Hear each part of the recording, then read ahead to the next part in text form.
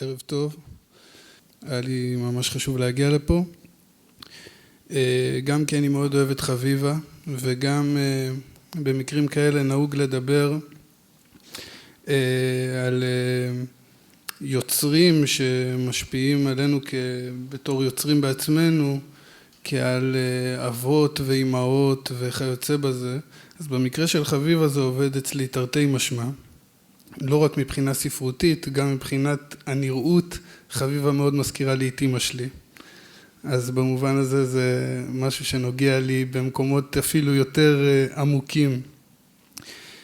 והפעם הראשונה שמעתי את חביבה קוראת שירה, זה היה יחד עם ארז ביטון וסמי שלום שטרית לפני כבר 4 או 5 שנים, וממש הרגשתי שאני נמצא בקונצרט שבו כל אחד מהם הוא כלי שפשוט מנגן את הפואטיקה שלו החוצה, ואני למדתי הרבה מהערב הזה מבחינה מוזיקלית ומבחינת קריאה.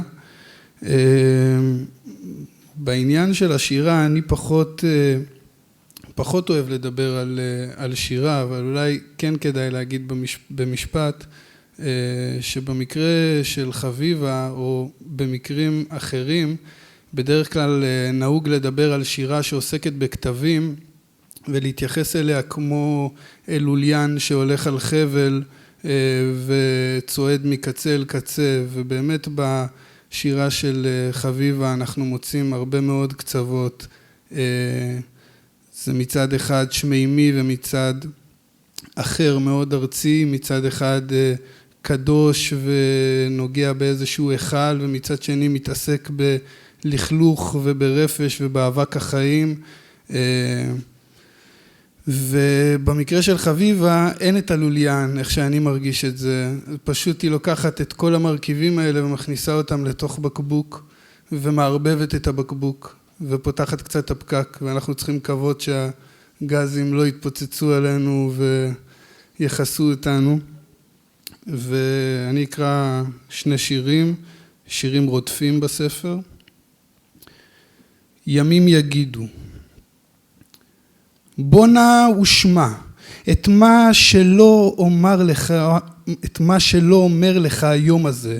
יגידו ימים רבים, היום הזה יימשך נצחים, עד שברגע אחד ישספנו סופו צפירת רכבת חולפת, גוף זר, מבט קר, תמונה ללא קול, נערה עוברת, אדם מחייך, גבייה נפוחה, אישה עייפה, איש בוער, דברים שכאלה בבוא הרגע תפרק אותם מילה מילה, גוף זר או גוף שהיה לזר, מבט קר או מבט שהיה לקר, וכך תמשיך ותמשיך לאמוד את הדקדוק הפנימי של הדברים, או אז בעודך שוקל ומבלי משים תיפול עליך השקילה הזאת, תראה לפתע את היום הזה לעצמו לפני שהיה לנצח, והוא יציץ שם כמו חבילה קטנה וארוזה לעצמה, ומשכו אינו אלא ערף עין קל, והנה הוא ימים רבים בהם טבעת, ואז תיזכר לאיתך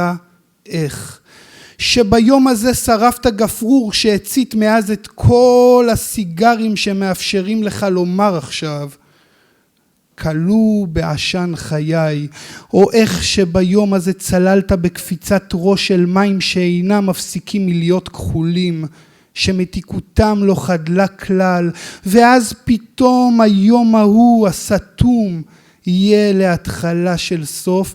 לפני כן היה רק נצח, לפני כן היה רק נצח, שבו הילכת סומה, ושבו כשכשלת מלאכים טובים ורעים נלחמו ביניהם על המשך העיוורון שלך למענך.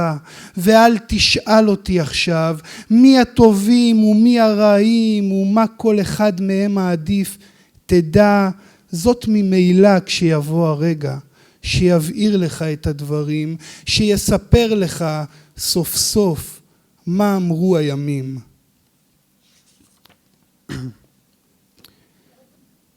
אספלט ושוקולד. צאן מונחת על האספלט, משתחררת מהמטריקס, אליו עקדתי את עצמי ברגע מופרז של זיכרון. תאוות שכחה פורמת רשתות במתכוון, עומדת ברווח הדק שבין משוגע לקדוש, שבין החולה והזר לבין האינטימי והמוכר, ברווח הדק הזה של עולם מלא חסד מוכה וכנוע למשוגותיו של אנרכיסט אהוב. אבל ברווח הדק הזה המערכת מאתרת בחילה, סטופ. הסבלנות נגמרה, השתחררתי מהמטריקס המשיחי של ועבדו לעולם של נושא אבון, שלכן חלינו נסו. מרחב אבסטרקטי קורא לי ואני נהנית אליו בשמחה, זה מרגיש לי כמו שיבה ואני באמת בא מהר בריצה, אולי מותה של זו שאהבה אותי מכל, סימן את סוף היכולת שלי לשאת את הזולת כמתת, בעוד ראשי ככדור ברגליו נבעט. מותה שלה הוא מות המילים הערות, מות המילים, האמונות, הנוסות, המחלקלות, המכילות, מות המטענים ומות החלומות, מות המטענים ומות החלומות, זה כאילו שאימי הרתה אותי, הריון עד בתוך שמש. ומשמתה נפלתי לאספלט, כמו נשרטו ברכיי, כך התגרדו כנפי מלאך, שסבים וסבתות קשרו לי על כתפי, ושאילצו אותי לזכור את כל הזיכרון המופרך הזה, המופרך מאוד, זיכרון העד, בעוד שמאכילים אותי בשוקולד.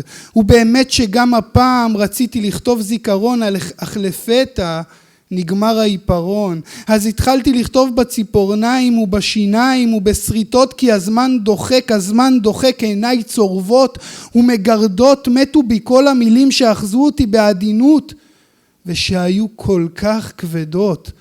נשארו לי רק כמה פשוטות כמו איי, אמא, כמה כואב לי, וככה עשית לי, ועל מה ולמה, ושהאספלט הזה איננו שקרן, וכשמגרד אז מגרד, ואין כאן עינומות של לילה, ושאתה נבל, ואיך להפוך כאב לב לכאב שיניים.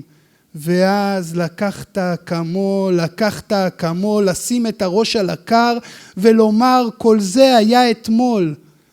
ורגע לפני שנרדמים, מחייכים, יותר קל להסתדר בתוך הסמיכות בלי כנף. ומחר הוא יום חדש. תודה. מזל טוב חביבה על הספר היפה הזה, ותודה לך עליו.